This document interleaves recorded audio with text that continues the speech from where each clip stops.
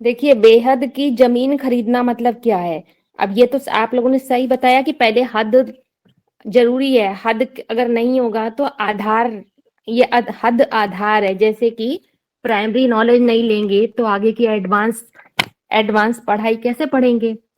छोटे बच्चे पहले एबीसीडी ही पढ़ के तो आगे बढ़ते हैं ऊंची क्लास में। तो हद जब तक एकदम से तो बेहद में नहीं पहुंच जाएंगे। ज्ञान कैसे मिलता है, लोअर स्टेज ऑफ माइंड में मिलता है। तो हाँ, जब तक लोअर स्टेज ऑफ माइंड है, माने सीमित परिभाषाओं से जुड़े हैं, देह की परिभाषाएं काम कर रही हैं, तो हद की दृष्टिवृत्ति है।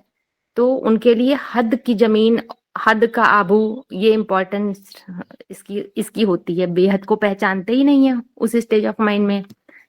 और जब ऊंची स्टेज पकड़ते हैं, ऊंची स्टेज के मतलब एक महावाक्य में बोला है, बेहद का माउंट आबू कौन सा है? सार रूप माउंट आबू पहले जाओ या विस्तार रूप माउंट आबू में पहले जाओ। विस्तार रूप माउंट आबू में तो 500 करोड़ मन बुद्धि रूपी आत्मा पहुंच जाएंगी, लेकिन जो बीज रूप आत्माएं हैं वो कहाँ पहुंचती हैं? सार रूप माउंट आबू में। माना कि सार रूप माउंट आबू भी कोई है, तो सार रूप माउंट आबू माने कि बीज रूप स्टेज की बात बता रहे हैं। बीज रूप, बीज को पहचानने की बात है। वो सार, तो उसके आधार पे माउंट आबू हो गया। और एक महावाक्य में बोला है, अब सवाल उठता है कि हद पहले या बेहद पहले, सूक्ष्म पहले कि स्थूल पहले, किसकी इंपॉर्टेंस है? तो महावाक्य में बोला है, बाबा तो सब कुछ बेहद में ही बोलते हैं।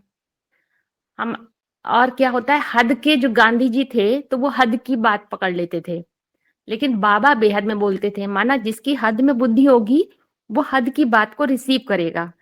तो ये बुद्धि के स्तर की ऊंचा उठाने की बात है। बोला है कि जो जड़ बुद्धि आत्माएं हैं वो जड़ इंद्रियों को कंट्रोल करने का पुरुषार्थ करती हैं, और जो चैतन्य है वो चैतन्य को कंट्रोल करेगा। महावाक्य है, जो इंद्रियों की साधना करने वाली अव्वल नंबर साधु संत आत्माएं क्या है? राम और कृष्ण। उसमें एक बीज है और दूसरी जड़ है, आधार। एक सूक्ष्म है और एक थोड़ी स्थूल है। राम कृष्ण का एग्जाम्पल दिया। जड़ कैसा पुरुषार्थ करेगी? वो जड़ इंद्रियों को कंट्रोल करेगी।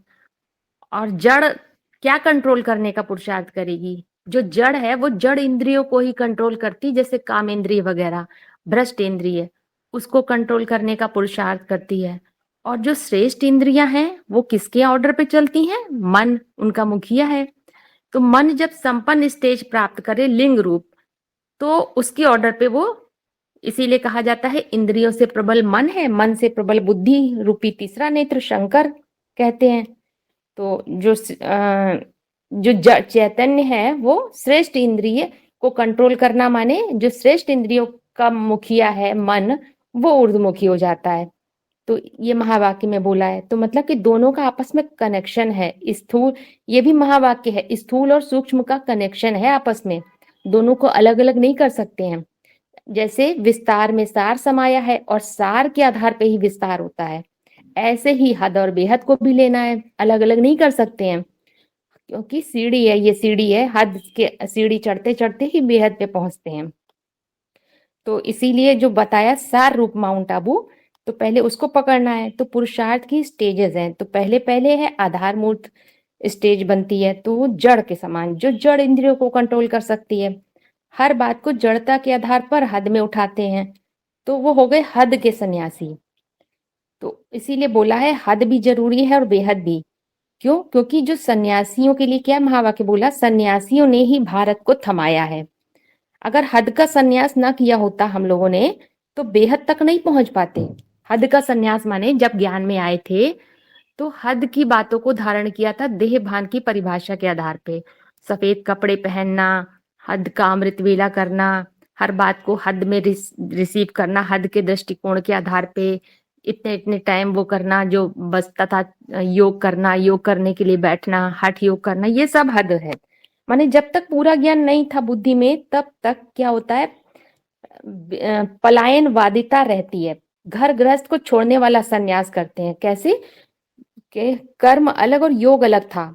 हम योग में बैठ जाते थे, भाई इस टाइम योग में बैठना, अमृत वेले हद का कर योग में बैठे, बाकी काम काज में लगे। ये शुरू की बात बता रहे हैं। जब काम काज में लगे तो वो सब भूल गए योग वोग, आंख बंद करके योग करते थे। तो माने कि वो इंद्रियों को दबाने वाली स्टेज थी। ये सब हद के सन्यासी हैं। लेकिन अव्वल नंबर सन्यासी शिव को बताया।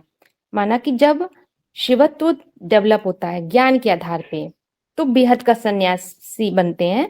वो भागने वाला सन्यास नहीं है। क्यों? क्योंकि शिव परम पुरुष है।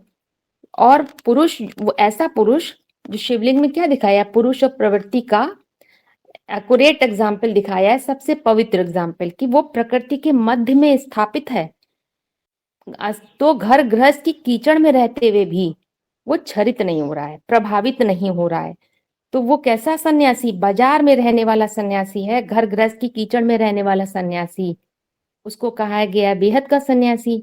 तो शिव को अव्वल नंबर सन्यासी बताया है। तो ये सीढ़ी है। हद और स्थूल तब तक जरूरी है जब तक सूक्ष्मता को नहीं पकड़ा है, ज्ञान को पूरा नहीं समझा है, क्योंकि ये सीढ़ी है।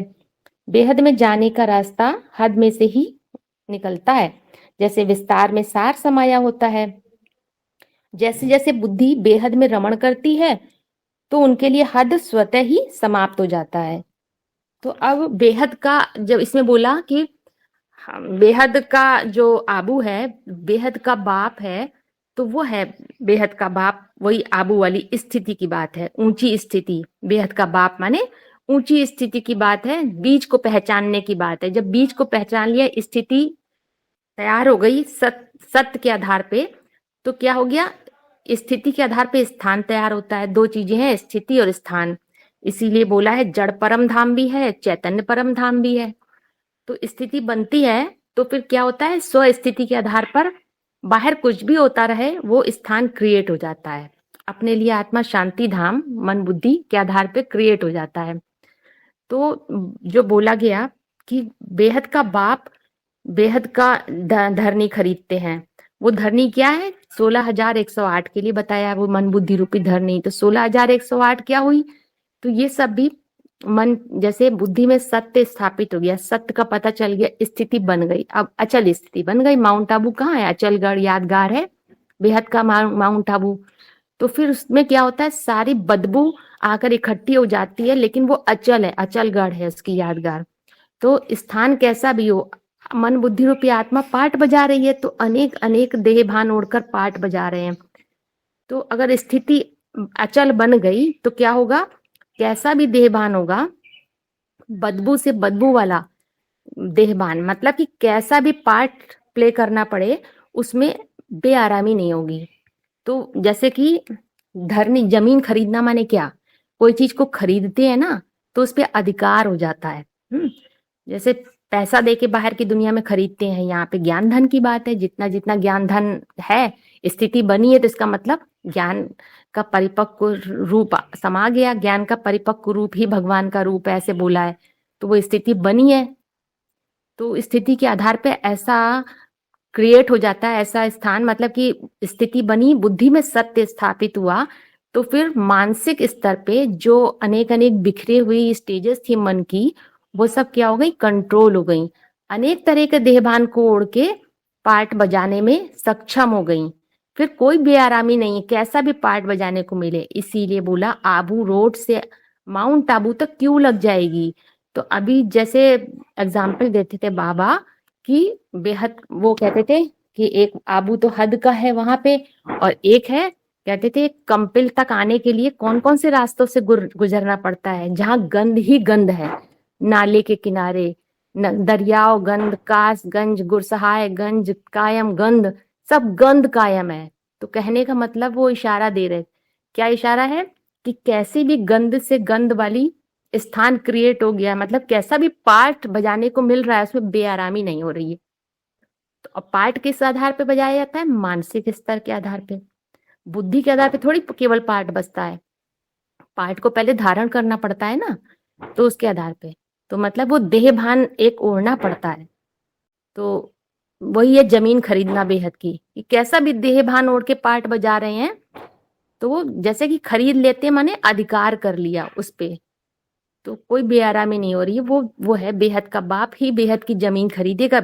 हद के बच्चे थोड़ी, माने वो स्थिति बनेगी तब तो ऐसी कंट्रोलिंग पावर आएगी। कि कैसा भी देहभान और कर पार्ट बजा सकें। और जब तक नीची स्टेज है, बच्चे बाप वाली स्टेज पे नहीं पहुंचे, बाप वो स्थिति की बात है, बाप और बच्चों में जमीन आसमान का फर्क है। बच्चे हैं रिसीवर, बाप क्या हो गया, गिवर हो गया स्थिति के आधार पे। तो वो तो हद की जमीन ही खरीदेंगे बच्चे। माउंट आबू जो राजाओं का स्थान बताया है, तो राज को जानेंगे। राज का है कि कौन से राज है, प्रकृति है सर्वगर्भा, उसके सारे राज को जानना। जो परम पुरुष है वो प्रकृति के सारे राजों को जानता है। जब तक प्रकृति के अंदर जो राज गर्भ में भरे हुए हैं, प्रकृति को सर्वगर्भा कहा है, उसमें सब पोटेंशियल है, संभावना है सब कुछ क्रिएट करने की, बहुत सारे राज हैं। अब उसमें अंधकार है, उसके पास टॉर्च नहीं है, और पुरुष के हाथ में टॉर्च होती है। वो जो राजा कैसे बनते हैं, बाप को जो है सब जो राजयोग सीखते हैं वही तो राजा बनते हैं। और जो राजा होता है वो सारे राज जानता है। तो जो सब राज जानता होगा तो वो कंफ्यूज नहीं होगा, जो राज नहीं जानेगा तो वो मूंझ जाएगा, कंफ्यूज हो जाएगा। और राज कहाँ है, प्रकृति के गर्भ में छुपे हुए हैं।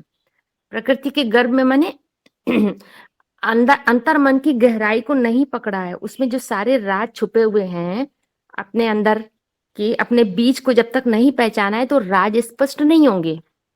तो ऊपर ऊपर से केवल ज्ञान ले रहे हैं, अपने बीज की पहचान नहीं हुई है तो राज स्पष्ट नहीं होगी, तो राजयोगी नहीं बनेंगे। इसीलिए बोला जो 16,108 है केवल वही राजयोग का पुरुषार्थ करते हैं। तो ये सब स्थिति स्टेजेस हैं, 8, 108, 16,108। 8 जो है सबसे ऊंची स्थिति की है, ऊंची स्टेजेस है। 8 जो है शिव की साकार मूर्तियां हैं, तो वो है परिभाषा के रूप में सबसे ऊंची।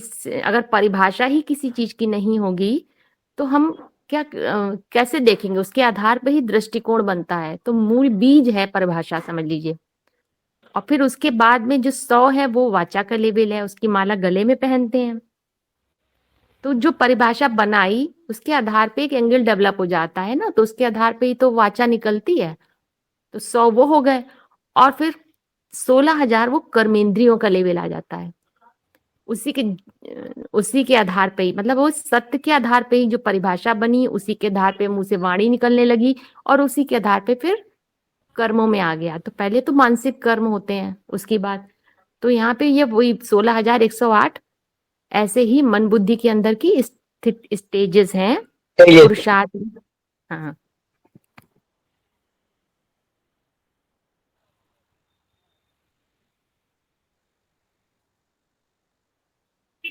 तो अभी पहले ये बताइए, अब आप लोग को हद की जमीन खरीदनी है कि बेहद की? बेहद की। हाँ जी।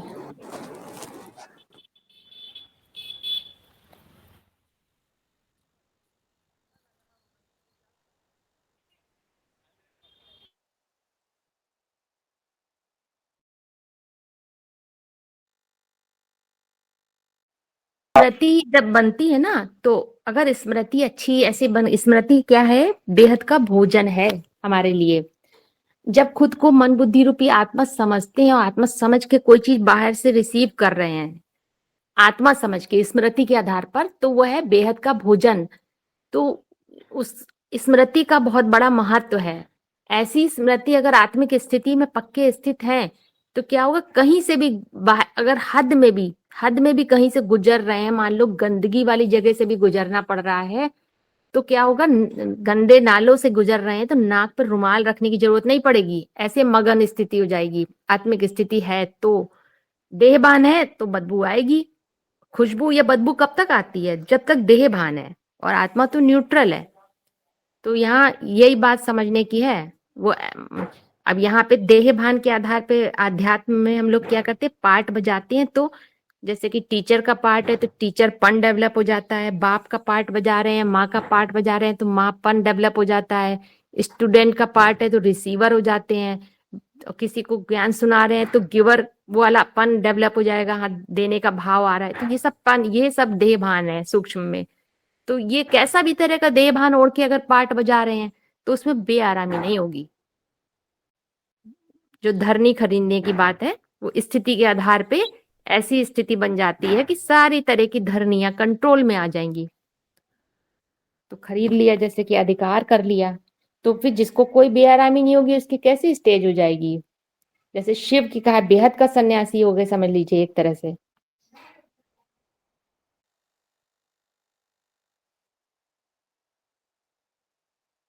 इसी शिव का अवतार गाया गया है ना शक्ति के रूप में। और वैसे तो ऊपर कहीं कुछ है ही नहीं, वो तो नीचे था लेकिन छुपा हुआ था। उसको अनावरण, जब अनावरण हो जाता है सत्य का, था तो ऊपर कहीं, ऊपर चीज नहीं थी, था लेकिन माया से छुप गया था। उसका अनावरण होता जाता है तो अवतरित होता जाता है। तो वो अवतार के रूप में गाया, शिव का अवतार शक्ति के रूप में, यानी कि सत्य जो है, जो परम सत्य है, वो शक्ति के रूप में अवतरित होता जाता है। जब प्रैक्टिकल आता, सत्य जीवन में उतर आता है मानसिक स्तर पर, तो वो शक्ति का रूप। और यहाँ पे क्या होता है, मेल वर्जन में जब हम ऊपर चढ़ रहे हैं तो बल है, बल है मेल वर्जन में, क्योंकि बल लगाना पड़ रहा है। यहाँ पर ऊपर चढ़ते समय धारा के विपरीत चढ़ रहे हैं। अभी जो धारा बह रही है बाहर की दुनिया में, ब्राह्मणों की दुनिया में, कहीं पे भी जो समाज की धारा, देश की धारा, संसार की धारा सब बह रही है जिस दूर, तो हम लोग तो विपरिवर्तित ऊपर चढ़ रहे हैं, हर धारा से ऊपर। राधा के लिए चढ़ रहे हैं ना ऊपर, तो उसमें बल लगाना पड़ रहा है। नदी की धारा के विपरीत चलने के लिए थोड़ा बल अगेंस्ट चलने के लिए कोई फोर्स लगाना पड़ता है, उसको कहते हैं बल। और वहां पे जब ऊपर चढ़ गए तो अपने आप वो उतर, प्रैक्टिकल आ गया, नीचे उतर आया, सत्य समझ में आ गया, स्थापित हो गया मानसिक लेवल पर, तो वो शक्ति का अवतार हो गया। अच्छा, आप कह रहे थे ना दशावतार समझना है। पहला पहला अवतार मालूम है किसी को क्या है? पहला अवतार मत्स्य अवतार। क्या हाँ होता है? हाँ, पहला अवतार है मत्स्य अवतार।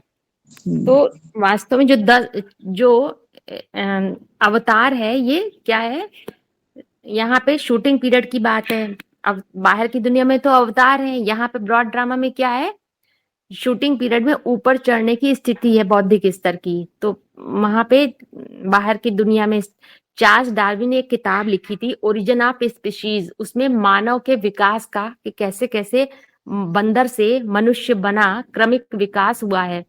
तो विष्णु के दशावतार गाए हुए हैं, और ये है चार्ल्स डार्विन। इन दोनों में समानता दिखती है। और जो विष्णु है वो पवित्र प्रवृत्ति का एग्जाम्पल है, पुरुष और प्रकृति की। क्योंकि जो शिव 10 अवतार हैं शिव के, वो शक्ति के रूप में गाए हैं।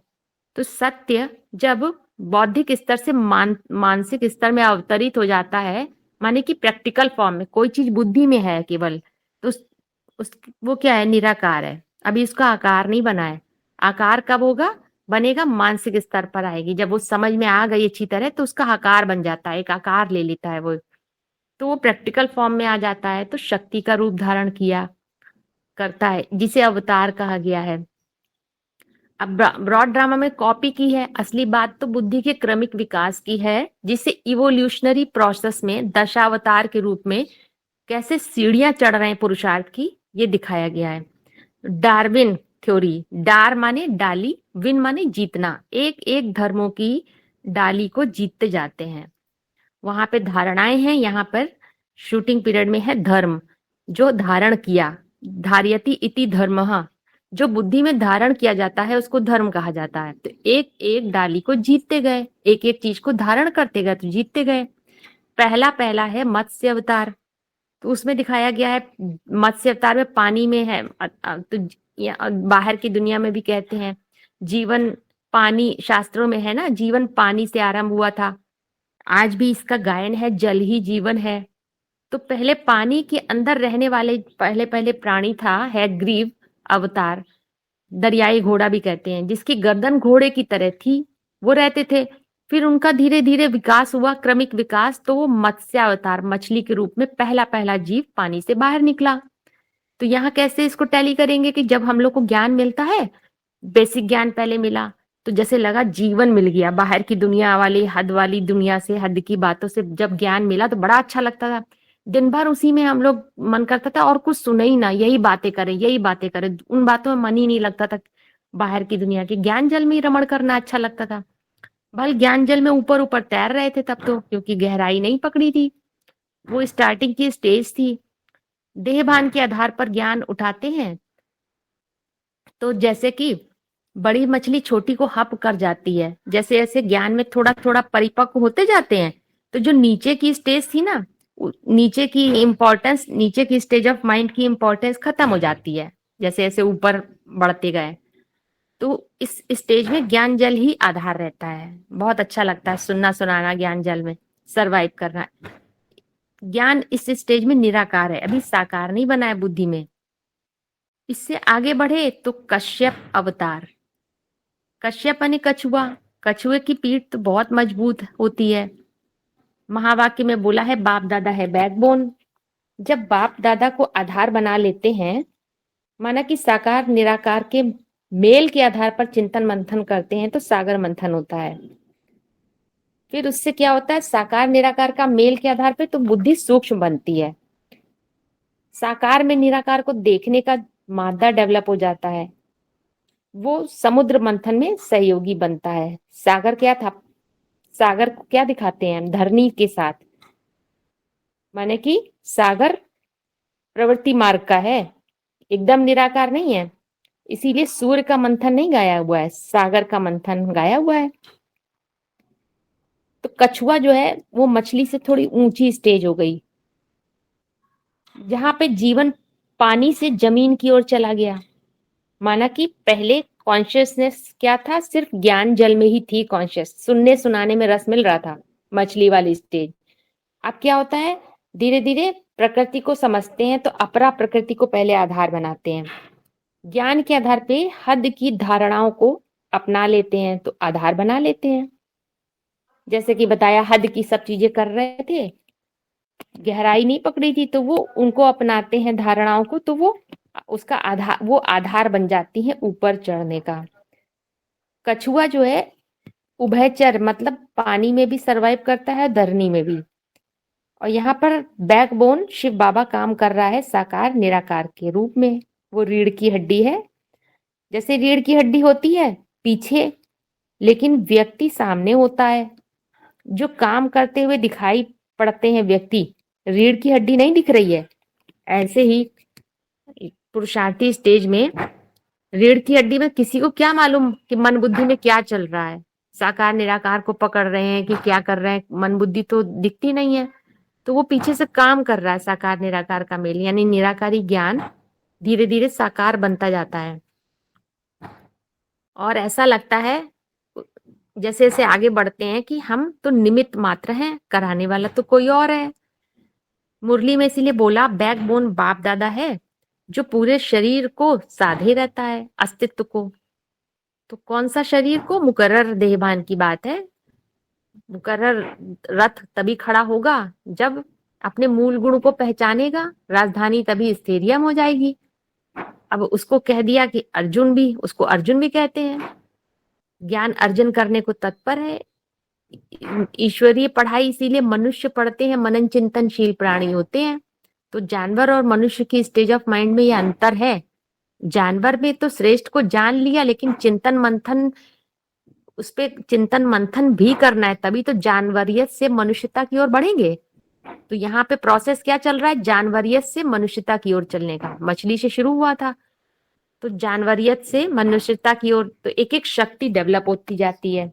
अब कछुए की स्टेज में कौन सी, समेटने की शक्ति आ जाती है। इसीलिए एक एक शक्ति के रूप में शिव सत्य अवतरित होता है। तीसरा अवतार है बारह अवतार, सुअर का, जंगली सुअर। माने कि जंगली जानवर है, और उसमें दिखाया है शास्त्रों में, नाक पर पृथ्वी को ऊंचा उठा लिया। नाक क्या काम करती है, सूंगा सांगी बहुत करती है। सुअर तो जानवर दिखाया है, उसमें बुद्धि तो नहीं होती ज्यादा, लेकिन कछुए से थोड़ा विकसित है। किस अर्थ में, वो मैमल है, माने कि बच्चे पैदा करता है। कछुआ अंडे पैदा करता है, ये मैमल। तो मैमल माने थोड़ी स्थिति ऊंची हुई तो बच्चे पैदा करने वाला है। जानवर बुद्धि है, सूंगा सांगी बहुत करते हैं दूसरों की। वो कौन सी स्टेज हो गई नाक से सूंगा सांगी वाली? वो है अर्जुन। यहाँ पे हर चीज को पॉजिटिव फॉर्म में लेना है। अब वो सूंगा सांगी वो वाली नहीं, ये कामी इस्लामी वाली। यहाँ पे बेहद की नाक हो गई ऊर्ध्वमुखी मन के द्वारा अपने बीज के अंदर, अपनी मन बुद्धि रूपी आत्मा के अंदर की सूंगा सांगी करे, तब तो अर्जुन कहेंगे। दूसरों की सूंगा सांगी करे तो कुत्ते की एग्जाम्पल दिया गया, कुत्ता करता है। लेकिन यहाँ तो हम लोग पुरुषार्थ में ऊंचे चढ़ रहे हैं, तो अपने अंदर की सूंगा सांगी। नाक का डायरेक्ट कनेक्शन है भ्रकुटी तख्त पर, जहां पर आत्मा निवास करती है। तो सीधे जाकर नाक किससे मिलती है? भ्रकुटी से। सूंगा सांगी क्या करता है? मन करता है, बुद्धि नहीं करती है। माने स्व आत्मा अर्थात मन बुद्धि के अंदर की सूंगा सांगी करने के कारण जो अपने अंदर हर चीज देखने की आदत बनती है, तो कीचड़ क्या है? देह भान वाली कीचड़, जो अपरा प्रकृति की कीचड़ का कोई प्रभाव नहीं पड़ता, तो परख शक्ति डेवलप हो जाती है। सुअर कीचड़ में लौटता है, मस्त रहता है कीचड़ में लौट के। तो यहाँ पे वही स्टेज है कि बाहर कैसी भी स्थिति परिस्थिति, कैसा भी देह भान ओढ़ के कार्य हो रहा है, उसका प्रभाव नहीं पड़ता। एक महावाक्य में इसीलिए बोला है, मनुष्य सृष्टि का जो बाप, जिसे आदम कहा जाता है अर्जुन, उसको बाप सिखाते हैं कि बाप की याद में रहो। याद में मन बुद्धि लगी रहेगी तो इंद्रियां अपना रस नहीं ले सकेंगी। इस गहराई को नहीं समझा तो कछुए का अवतार दिखा दिया, माछले का अवतार दिखा दिया कि कितना बड़ा रूप धारण किया। फिर दिखाया 12 अवतार। तो सुअर क्या करता है? कीचड़ में लौटता है। अब मन बुद्धि उपराम रहे तो इंद्रियों को अनुभव होगा कि हम कहाँ पड़े हैं। कोई बात इसमें बोल दी कि स्थिति की बात है, स्थिति ऊंची रहेगी तो कैसे भी कीचड़ में पड़े रहेंगे, तो यह अनुभव नहीं होगा। ये महावाक्य है बीसीडी का। फिर इसके बाद चौथा अवतार नरसिंह अवतार, आधा मनुष्य और आधा जानवर दिखाया गया है। किसी को बीच में पूछना हो तो पूछ सकते हैं। हम ये कह रहे थे कि 12 हाँ। अवतार जो दिखाया है ना, पृथ्वी को नाक पे जैसे दिखाते हैं, विष्णु का अवतार था 12 अवतार। तो उस समय वो कीचड़ नहीं था, उस समय वो जल था, चारों तरफ जल ही जल था, और बीच में वो हम्म। शूकर अवतार में उन्होंने पृथ्वी को नाक पे धारण कर लिया था। अगर हम इसको हाँ। पॉजिटिव वे में समझते हैं, तो उस समय हाँ। ज्ञान जल चारों तरफ हाँ। था, मतलब ज्ञान जल बुद्धि में था। का हाँ। जैसे कि धारण करते हैं उस, अब जैसे हाँ। नाक से जोड़ा गया है तो नाक से सूंगा सांगी, तो सूंगा सांगी तो निगेटिव से सोचना ही नहीं, पॉजिटिव सोचना है। तो अपने हाँ, अंदर तो की वही। सूंगा सांगी शुरू कर देते हैं। तो वो हाँ, वही जल तो था, है। वो जल में रमण बुद्धि कर रही थी ना, करती है, तो सबसे पहले हम अपने हाँ, अंदर की सूंगा सांगी, अपने इसे अंदर जो है। की तो सही बात, ज्ञान जल का ही तो हम्म, आधार लेके चढ़ रहे हैं धीरे धीरे। हाँ। अब वो तो हम्म, महावाक्य हमने बताया, उसमें कीचड़ लिखा हुआ है, सुअर हाँ। कीचड़ में लोटता है बाहर।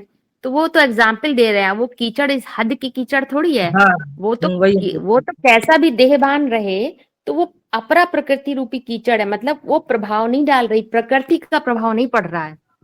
तो वो बात है समझने हाँ, की। तो अप्रभावित स्टेज है तब ना। हाँ, अप्रभा, हाँ, और क्या। और फिर तो है ये जो नरसिंह। हाँ, क्या बता रहे? हाँ, ये क्या कह? भक्त प्रहलाद की जो बात शास्त्रों में आई है, प्रहलाद और हिरण्यकश्यप, उसको कैसे समझेंगे? नरसिंह वाला ना? अभी तो आप कौन 10 सा? अवतार कंप्लीट कर दीजिए, फिर हाँ, किशोर भाई को समय मिले तो बता दीजिएगा। ठीक है, कोई तो चौथा अवतार है नरसिंह अवतार। तो उसको दिखाया है आधा मनुष्य और आधा जानवर है। जंगली जानवर से बुद्धिमान प्राणी की ओर अब एक कदम और आगे बढ़े। पीछे कौन सा अवतार था? सुअर। उसके बाद में शूकर अवतार से नरसिंह अवतार, मतलब एक कदम आगे। ये आधा मनुष्य हो गया और आधा जानवर है। मुंह तो शेर जैसा था, बाकी का हिस्सा मनुष्य जैसा था। उस स्टेज में ज्ञान की दहाड़ तो लगाते थे। मुंह तो शेर जैसा था तो ज्ञान की दहाड़ लगा रहे थे, लेकिन कर्म कैसे थे? पशुवत। बाकी का हिस्सा था मनुष्य जैसा बताया, लेकिन पशुवत कर्म कर रहे थे। कथनी और करनी में अंतर था, आधा जानवर आधा मनुष्य। तो रुद्रमाला की स्टेज की यादगार दिखाई गई है, क्योंकि रुद्रमाला में क्या है, अभी ज्ञान वाणी तक सीमित है, विजय नहीं मिली है, प्रैक्टिकल में नहीं आया है, बोल बोल तक सीमित है। तो वहां हिरण्यकश्यप राक्षस का वध किया।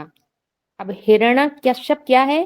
हिरण्य कहा गया है सोना, और काश्य माने याद का तेज, पा माने पीने वाला। तो वो याद के तेज को, सोने जैसे सच्चे सच्चे याद के तेज को पीने वाला, तो वो पी लिया। मतलब जो सोना है, नहीं जो जैसे मनन चिंतन मंथन करके जो सार निकल रहा था, तो वो सत्य क्या हो रहा था, उसको पीते जा रहा। वो हिरण्य जो नरसिंह अवतार था, उसने क्या, हिरण्यकश्यप था, उसने क्या किया, उस याद को पी लिया। तो वो किसका रूप था? महाकाली का। माने कि जब रुद्रमाला वाली स्टेज में प्रकृति खराब होती जाती है, कैसे? क्योंकि प्रकृति को फोकस नहीं कर रहे हैं, वो पुरुष अर्थ कर रहे हैं, पुरुषार्थी हैं। तो उनकी जैसे मोर को दिखाते हैं, मोर की चाल बड़ी खराब है, ज्ञान डांस बहुत अच्छा करता है। तो यहाँ यही बात टैली करने की है, रुद्रमाला के जो पुरुषार्थी हैं ज्ञान का डांस बहुत बढ़िया करते हैं, लेकिन प्रैक्टिकल में धारणाएं नहीं, जैसे बाबा कहते थे, चाल बहुत खराब है।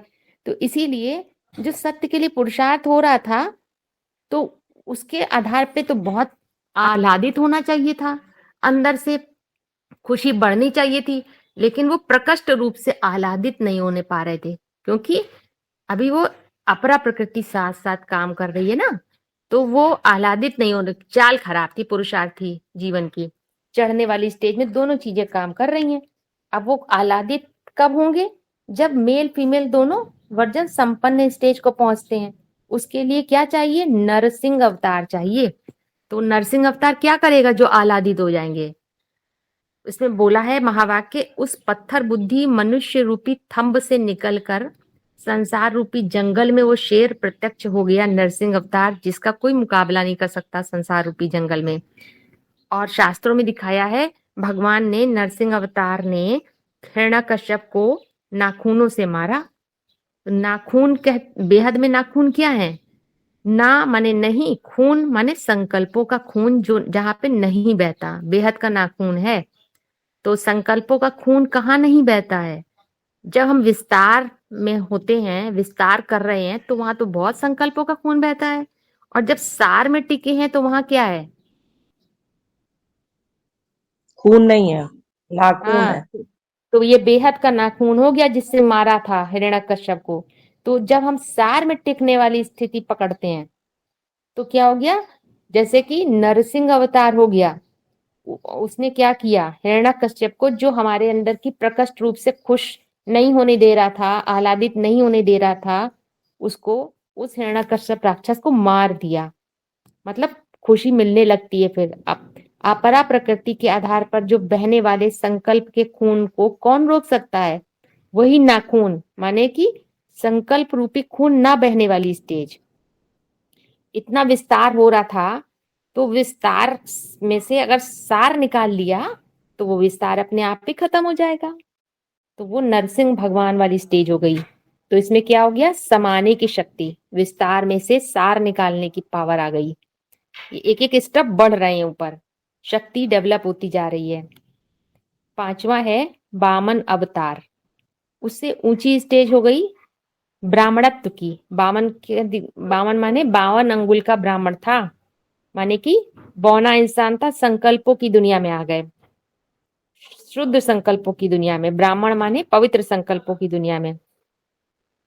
तो महावाक्य में बोला है, छोटा बनकर के बड़े आदमी के ऊपर जीत पा ली। बड़ा आदमी किसको दिखाया है? जैसे राजा बलि था, बहुत बड़ा था। जितने भी राक्षस संप्रदाय हैं, देव, वहां पे राक्षसों की संख्या ज्यादा है ना, उन सब राक्षस संप्रदाय का स्वामी राजा बलि कितना बड़ा था, उसके सामने कितना छोटा रूप धर के आए, विकराल रूप धारण करके। विराट रूप धारण करके गए क्या? नहीं, साधारण रूप धारण करके गए। राजा बलि के सामने विराट रूप नहीं धारण किया था, छोटे रूप में गए। जैसे हनुमान जी का दिखाया है, बड़ी राक्षसी थी, उसके मुंह में छोटे से रूप धर के घुस गए, अंदर चले गए थे। तो ऐसे ही ये सिंबॉलिक, प्रतीकात्मक है।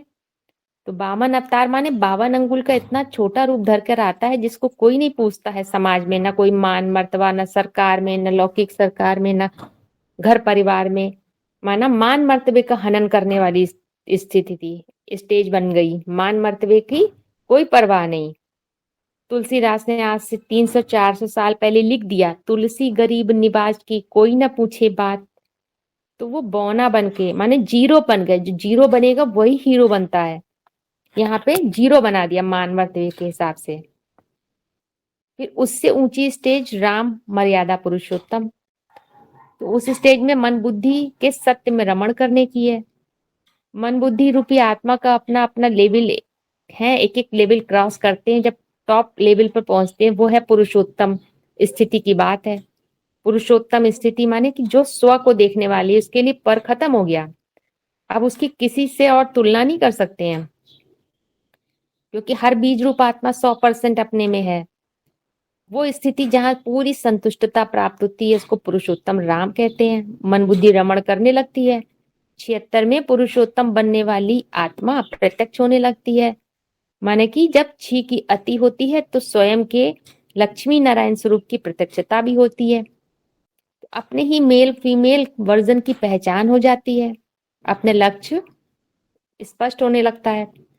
आंखों के सामने ये क्लैरिटी हो जाती है कि मुझ आत्मा का संपन्न स्टेज ही नारायण, जहां उसे लक्ष्य रूपी मूल प्रकृति की पहचान हो जाती है। तो पुरुषोत्तम तब कहेंगे जब बीज रूप आत्मा को अपने मुकर्रर देहभान की पहचान हो जाती है, जिसके आधार पर उसका पुरुषार्थ शुरू होता है। फिर कृष्ण द्वापर युग में अधर्मियों का नाश के लिए अवतार लिया था, 7वां अवतार कृष्ण का। अपना जब वहां से पुरुषार्थ 76 से शुरू हुआ, तो कृष्ण का पैदा हुआ बेहद के 17-18 में बताया गया है। फिर अपने पर्टिकुलर सत्य की पहचान होती है, तो सत्य और असत्य का भेद स्पष्ट हो जाता है। 2 पुर हो जाते हैं, सत्य अलग हो गया, असत्य अलग, 2 पुर, आत्मभान अलग और देहभान अलग नजर आता है। अपने अनेक अनेक देहभान को पहचान सकते हैं, विधर्मियों की पहचान हो जाती है। तो सत्य का आकर्षण कृष्ण के रूप में अवतरित होकर गाइड करने लगता है उस अर्जुन रूपी पुरुषार्थी को। सच्ची गीता फिर आ जाती, सच्ची गीता के आधार पर गीता ज्ञान मिलने लगता है। वहां पे कौन सी प्रकृति आ जाती है? अभी तक तो अपरा थी, अब सत्य पता चल गया, अपना सत्व पता चल गया, तो परा प्रकृति आ जाती। फिर वो तब गीता ज्ञान, सच्ची गीता ज्ञान मिलने लगता है।